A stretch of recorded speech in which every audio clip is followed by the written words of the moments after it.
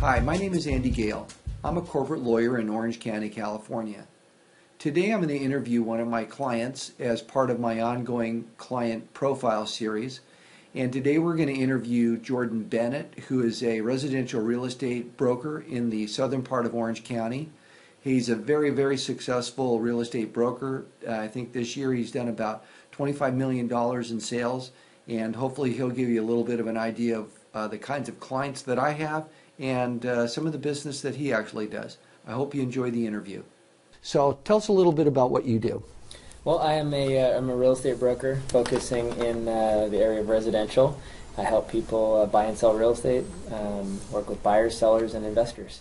And where do you do that? We're in Orange County, California. Is it all over the county or just someplace specific? You know, I've got a fantastic referral network through Keller Williams, so I've interacted with clients really across the country. Personally, I live and work primarily in South Orange County.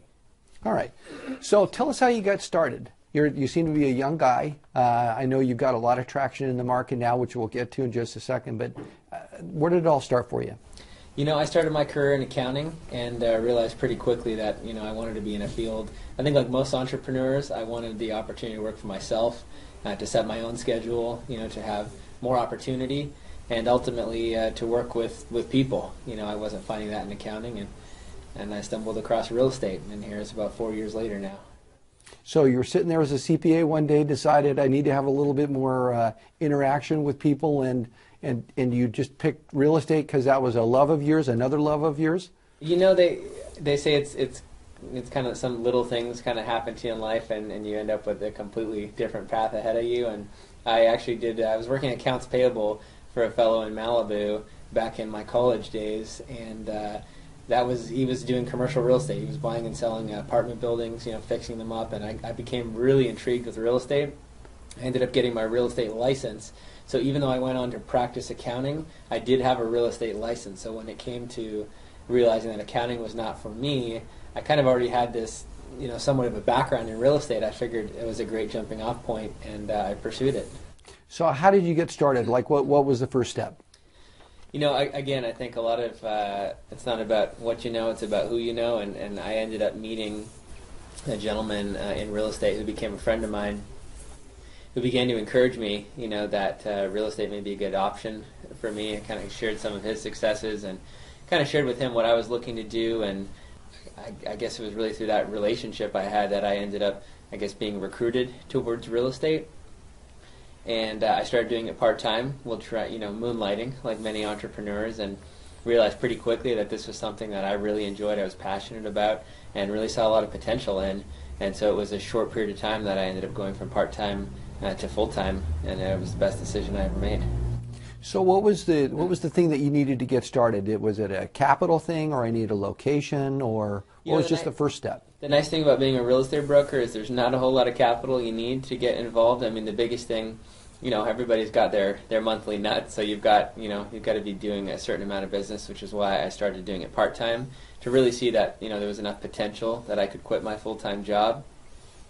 But in terms of capital investment, it was minimal. It was really just making sure that the job description aligned with my personality style and really what I wanted to do, and it was a good fit.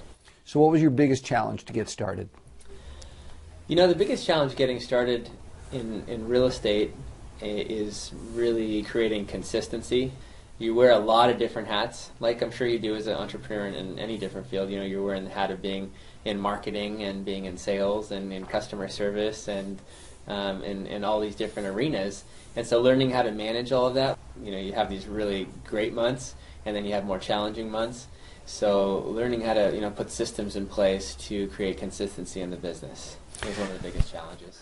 If you were going to talk to a potential new customer or client, how or what are the things that you would want that customer to know about you? So, because I imagine it's like a lot of things. There's a million lawyers out there. There's a million realtors out there. There's a million different kinds of professionals. What's your particular thing that you would like a potential customer to know about you that they would think, Jordan's absolutely the realtor for me? Great. I learned early on that having a great value proposition is really what allows you to be successful. And so I always boil it down to four things. I boil it down to marketing, When I'm working with a home seller, I do more than any other agent I know to market that home for sale, using all the latest technologies, really using all resources available to me to make sure that the clients that I represent are going to be selling for top dollar. Customer service, is critical. It's communicating with the client, being available throughout the transaction. Thankfully I've come to a point in my business where I have enough past clients now that when I meet with a new client, I've got this great big list of references, that they can call, that people are going to be excited, to share about what a great experience it was. Being available to my clients after the transaction is over, having that continued relationship. I still have clients, from my first year, 4 years later, that reach out to me, should they need something, even if it's unrelated to real estate. A lot of times I'm the first call if they need a plumber, whatever it may be. Negotiation is a big one, knowing how to negotiate, being very honest in pricing, having a track record of my listings selling, at or over market because of the strategies that I use, and experience. Experience. I haven't been in the business for 20 years, but in real estate, the great thing is it's really an equal playing field, regardless of if somebody's been in the business for 20 years or 1 year. You're only as good as your last transaction. So I've managed to be a very busy realtor in the sense that when the average realtor closes 3 to 4 transactions a year, this year I'm closing about 4 to 5 transactions a month. So having that kind of pulse on the market, knowledge of the purchase contract, I guess that's my value proposition. The marketing, the negotiation, the customer service, and the experience. Were there any big successes in the last year that you could share with me? Just pick one. Oh, there have been some great ones, and that's one of the most fun things about this business is looking back at each transaction and getting excited about what happened that was different about this transaction that I really added value to it and earned my keep, I guess, in a sense. A great one, I was working with an investor who was a contractor, and I was able to put him into a short sale transaction in Laguna Gale where he purchased a piece of property for about $380,000 that had significant amount of work to be done, and invested about $70,000 into that property. And today, 2 years later, that property is worth about $750,000. Wow. So to put a lot of money in his pocket, so he's a happy camper. Every transaction has got its own set of obstacles and hurdles that you've got to overcome. So if at the end of the day, if we can get through all of that and it's as seamless as possible and the clients are happy, that's a success. So if somebody was interested in trying to reach out to you, how would they do that? I'm always available by phone, 949-282-9381. You can also find me on Yelp. I'm on Zillow. You can find me online, jordanbennettonline.com. You can email me. So I try and have a good web presence so that people can find me and see what I'm about online. So it's easy to find me there. Fantastic.